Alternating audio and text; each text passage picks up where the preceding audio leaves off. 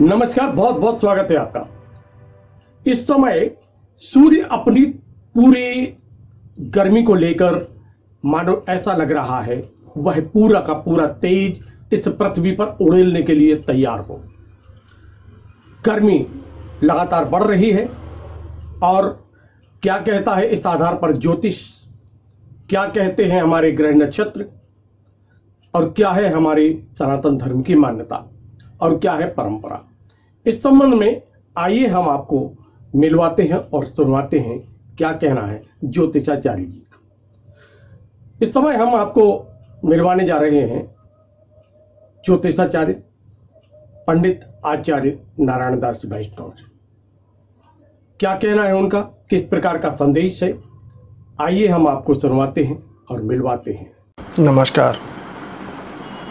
नवतपा वर्ष के वह 9 दिन जो सर्वाधिक उष्णतादायक होते हैं। वर्षा ऋतु का पूर्वानुमान भी इससे लगाया जाता है। वर्षा ऋतु का गर्भकाल भी इसे कहते हैं। सूर्य उष्णतादायक है, चंद्रमा शीतलतादायक है।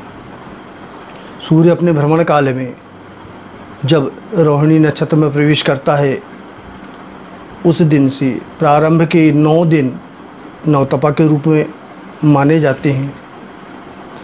रोहिणी नक्षत्र का अधिपति चंद्रमा है। इसका मूल स्वभाव शीतलता है, किंतु सूर्य के प्रभाव में आने के कारण यह अपने मूल स्वभाव को छोड़ करके सूर्य के स्वभाव को धारण करता है, अर्थात इस समय में उष्णतादायक होता है। सूर्य इस वर्ष 24 मई की रात्रि अर्थात 25 मई को 2:32 पर रोहिणी नक्षत्र में प्रवेश करेंगे और 2 जून तक यह नवतपा रहेंगे।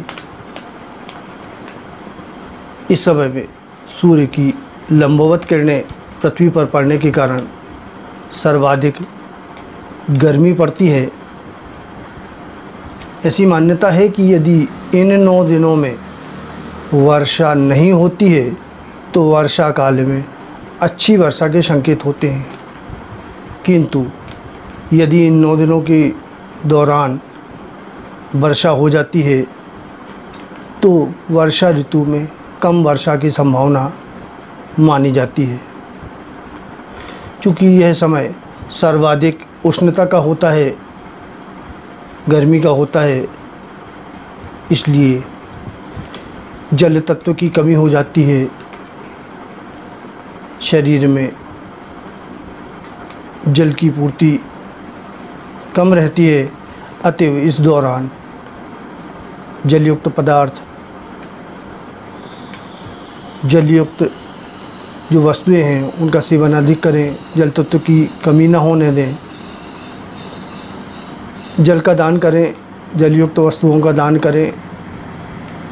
साथ ही अति आवश्यक होने पर ही बाहर निकलें, सिर ढककर रहें, स्वस्थ रहें, सुरक्षित रहें, घर पर रहें।